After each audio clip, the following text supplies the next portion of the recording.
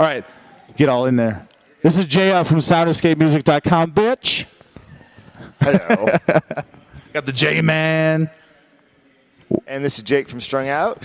This is going to be like 40 cuts. Like, we're done.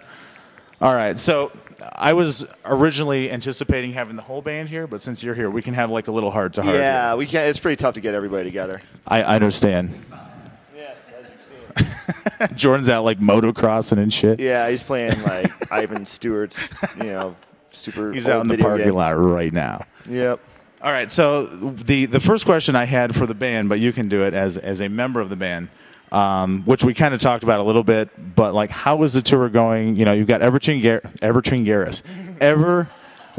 Evergreen Terrace. You've got I Am Ghost. How's that going? How's that all panning out? Well, they're great guys. We've been out with these guys now for about 4 weeks, and we love them. Evergreen's been taking good care of us. We had a mishap with our van about 2 weeks ago. It got stolen, so Evergreen was bringing us around, and they've been letting us play on all their gear. And yeah, they've been awesome guys. They're really cool dudes, just fun guys. I Am Ghost is really cool, nice kids, good up-and-coming band. So yeah, we've been having a good time with them. Whatever douchebag took their shit, if you're watching this, bring it back. You're an asshole. Well, we got the van back and the trailer, but unfortunately they were both empty. Bring their gear back. Yeah. I need my free guitars back, damn it. I have to get other free ones. It's not fun. Shit. All right, so this is, just being a gearhead, being a music guy myself, you guys recorded with Matt on Blackhawks. Yes. Please elaborate on that whole experience. The dude has, Grammy nominated. Yeah. Is he a winner? He's not. Some of the stuff he's done, I think, has won. Has won? Yeah. What? Hatebreed, Slayer? Hatebreed won Best Pop Grammy, I think, in 2004. Best of all new things. Pop artist. No, Matt Hyde he was a hero of ours from a long time ago, and we always looked up to his work and admired him as a producer and a musician. So to get to work with the guy, it's amazing. Me and him just click so well and see eye to eye on a lot of stuff, and he has like the most phenomenal gear you could ever get to use, raddest guitars and amps, and just his knowledge is just amazing to us. So it's been awesome. He's like the missing member that we always needed, and the sixth member of sorts. So yeah, we're just thrilled, and hopefully we can get another one in there with him. I'd love to.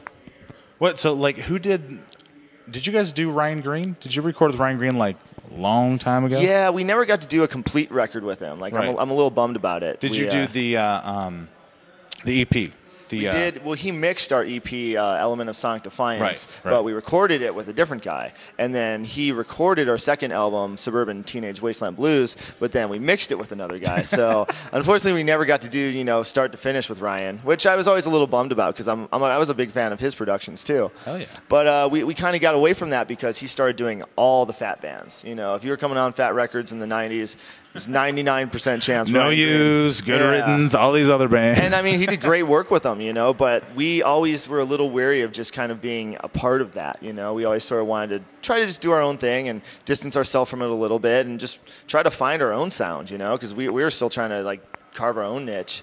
And I think it really benefited us because we got to work with some other really creative people and, kind of broke away from that to a degree, and I think that's one of the reasons that we're still doing pretty well is we weren't like the poster kids for like the Fat Record sound or something, which a lot of bands did great with that, and we've definitely benefited from being on that label. But these days it's not as like trendy or in vogue to be on Fat, so it's kind of cool that we've carved our own thing, and we're not just resting upon like that sound. Well, they've gotten a lot of people. Not a lot of people, but just a lot of bands in the last like 4 or 5 years. They've had so many people go to that.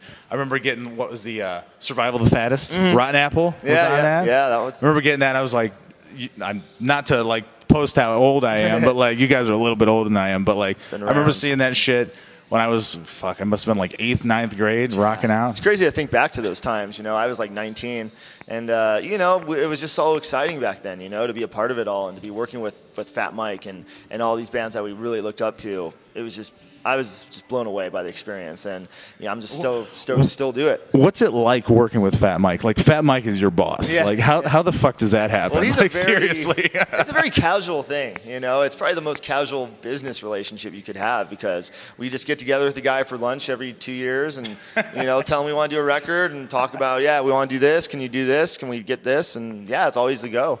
And he never wants to hear demos. He never, wants... Just give it to me. Yeah, just give it to us. We don't even sign it. We haven't even signed a contract for our last 2 records. We still have to sign the fucking contracts. But whatever. We know you're going to do a good job. Just do it. We'll talk to you later. We're not going anywhere, Mike, so, we'll sign the shit. You think you'll stay with Fat, for the long haul? Pretty much. I mean, I don't know. There's nothing another label can really offer us, I mean, we've seen what's happened to a lot of bands that switch over to majors and that try to get into something different. And, I don't know, they always either end up coming back to Fat or breaking up, so... I don't know. Rise Against have done great. They're like the one example that left Fat and are just killing it. And, I couldn't be happier for those guys because they're friends and they deserve it. But did you ever tour with those guys? Yeah. We took them out a few times, probably 5-6 years ago. We did a bunch of U.S. and Canada with them. And then we just played Long Beach Arena with them, a month ago. And we opened up for them. They blew up fast. They did really well off that 2 records, the second record they put out, or the third, I don't even fucking know. It's 8 records later. The first one when they left Fat did really well.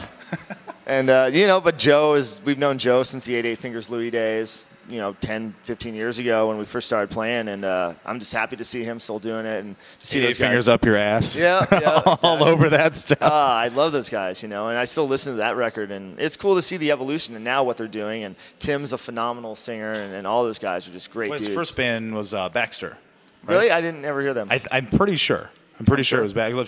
Chicago boys. Yeah. I know he had another band going when he joined Rise Against. Right. And then, now he's pretty much full-time Rise Against, I assume.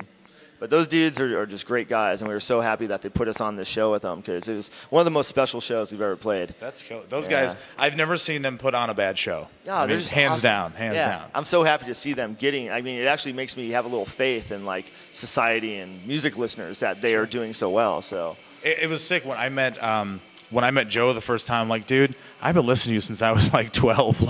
You're the king to me right now.